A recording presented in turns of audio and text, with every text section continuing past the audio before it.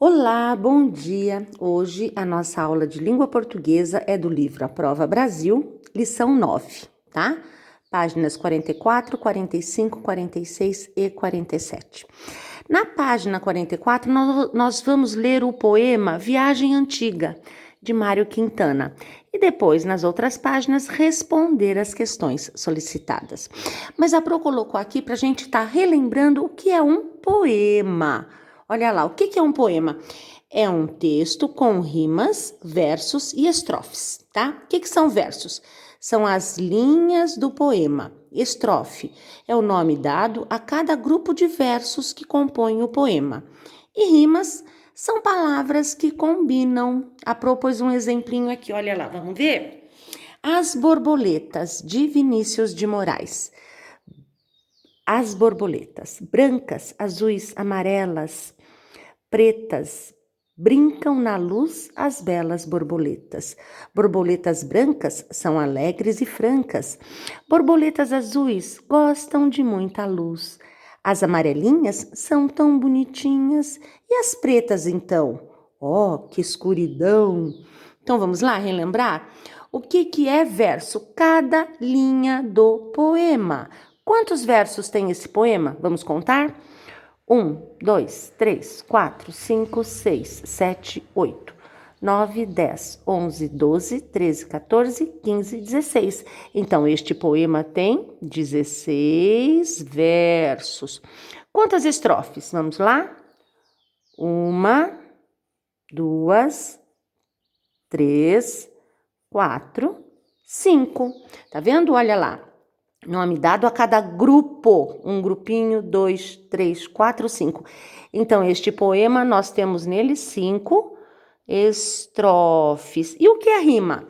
São as palavrinhas que combinam. Olha lá, brancas, francas, azuis, luz, amarelinhas, bonitinhas, então escuridão. Vendo? Então, essas são as rimas, tá bom? Então, já relembramos o que é um poema. Vamos à nossa aula de hoje.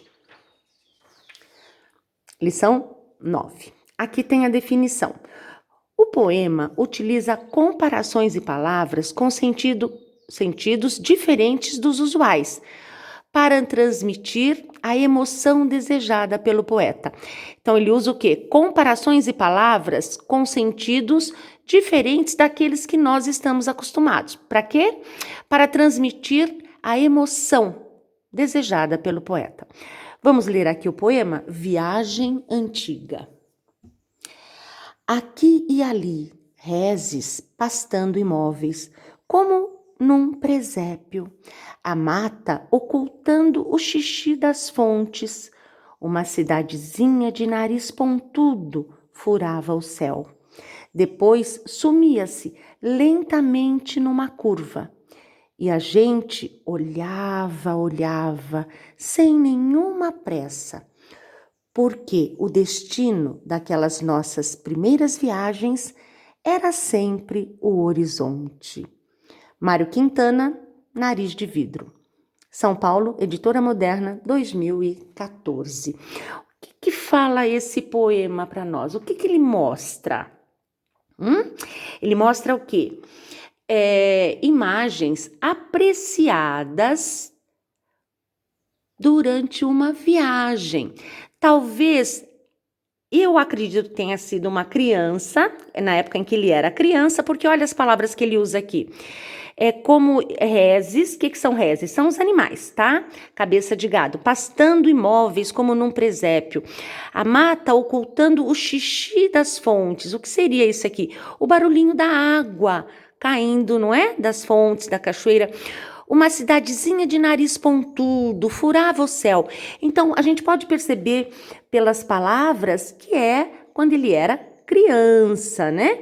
E que ele devia estar num carro ou talvez em um trem, olhando da janela, não é? Porque ele se refere a uma cidadezinha que sumia lentamente numa curva. Então, ou seja, eles estavam passando de carro e ele viu essa cidadezinha que o encantou, né? Olha lá. a gente olhava, não é? Ele e todos que estavam no carro ou no trem, sem nenhuma pressa, porque o destino daquelas nossas primeiras viagens era sempre o horizonte. O que é o horizonte? É um lugar onde a vista, no sentido figurado, onde a vista alcança, não é? Um campo visual que você olha longe, olha lá no horizonte, né? Então, eles estavam passeando e a pessoa viu, o poeta que escreveu, viu a imagem de uma cidadezinha, não é? Pela estrada que eles estavam seguindo, ok? Então vocês vão ler aqui a pergunta, Pro não vai ler todas, porque eu quero que vocês interpretem, tá? Este poema, mas eu vou ajudar em algumas delas, tá? Há quanto tempo o poeta viu essas imagens? Justifique a sua resposta. O que vocês acham? Há quanto tempo ele viu? A gente pode perceber que essas imagens aqui que ele viu seguindo a estrada, né? Foram vistas há muito tempo. Como é que a gente pode saber disso? Vendo aqui, olha, o título do poema, Viagem Antiga, né? Pelo título do poema. E também aqui pelo último verso, olha aqui, presta atenção, em que o poeta diz que essa foi uma de suas primeiras viagens, porque o destino de nossas primeiras viagens, então, quando eles começaram a viajar, então, há muito tempo, o poeta, não é? Viu estas imagens, tá? Que ele cita aqui, tá bom? O gado pastando como imóvel num presépio, a mata ocultando o xixi das fontes, uma cidadezinha de nariz pontudo furava o céu. Que seria esse nariz pontudo da cidadezinha? A torre da igreja que ele via de longe, né? Então a cruz aqui, ele imaginou que fosse o quê? Um nariz pontudo que ficava bem no alto, furava o céu, né? Ok? Então vamos lá, continuando aqui.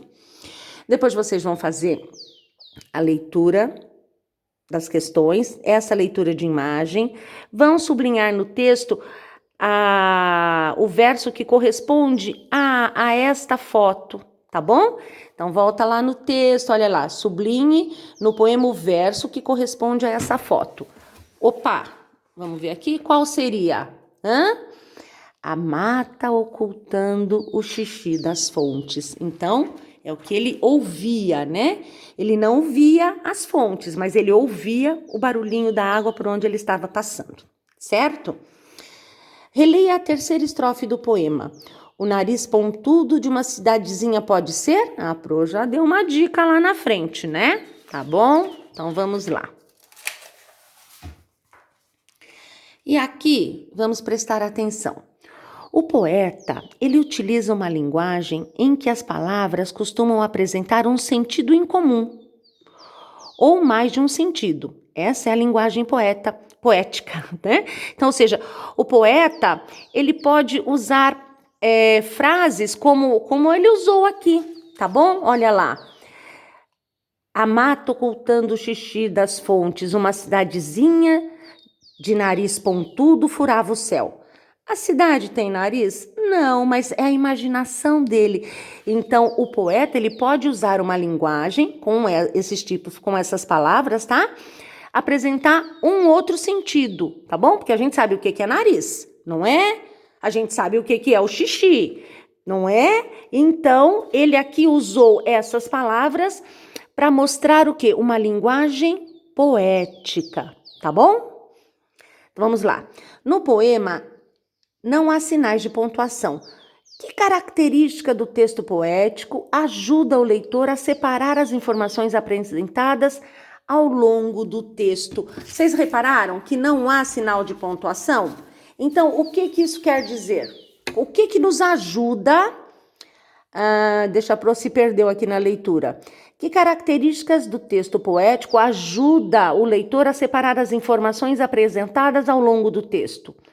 A linguagem poética, a presença dos recursos sonoros com a rima ou a organização de versos e estrofes? O que nos ajuda? A organização de versos e estrofes, tá bom? Então, lendo aqui as outras, tá? E respondendo. Aqui nós temos um exemplo, deixa eu organizar aqui, de um cartão postal. O que é um cartão postal? Este aqui é o cartão postal. O que é um cartão? É um cartão que tem do outro lado a imagem da cidade aonde a gente está. Então, presumimos que atrás, né, desse cartão tenha a igreja de São Francisco de Assis, lá em Ouro Preto, Minas Gerais, tá bom? Então, o que as pessoas costumam fazer? Qual é a finalidade, né, de se escrever um cartão postal? É de dar notícias para alguém da viagem que nós estamos fazendo, tá bom? Então, essa é a finalidade do cartão postal. Vocês vão ler aqui que a Mari escreveu para a Júlia. A Mari foi viajar e mandou um cartão para a Júlia contando para ela. Olha lá. Ei, Júlia, a viagem por Minas está demais. Ouro Preto é linda! Amanhã vamos para São João del Rei e Tiradentes. Pena que você não está aqui. Você ia ficar deslumbrada com as igrejas e a beleza do lugar. Quando chegar, te dou mais detalhes. Beijos, Mari. Então, a Mari escreveu para a Júlia contando da viagem dela, tá bom? Vou chamar a atenção de vocês nessa questão aqui, olha lá. Qual sinal de pontuação mostra que a viajante está muito empolgada com a viagem? Não vou nem falar o nome, hein? Só este sinalzinho aqui que indica o quê? Admiração, né? Então, vocês vão colocar o nome do sinalzinho, tá bom? Então, deixa eu ver, eu acho que é só isso aí. Meus amores, por hoje é só. Qualquer dúvida, estamos aqui para ajudá-los, tá bom? Quem estiver na aula presencial, a gente vai estar trabalhando junto lá na sala e também para quem faz aula pelo Meet, tá? Beijão, meus amores. Qualquer coisa é só nos chamar.